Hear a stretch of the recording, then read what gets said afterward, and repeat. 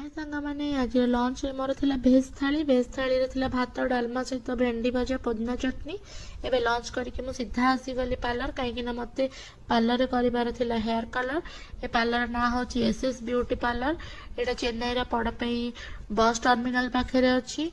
आठी तो बहुत बड़ सुविधा है जे बहुत सुंदर हिंदी कहती और हिंदी बुझंती कहीं आपण मैंने जानते चेन्नई रे लोक मैंने बेसी तमिल भाषा को ही प्रायोरिटी दियंती।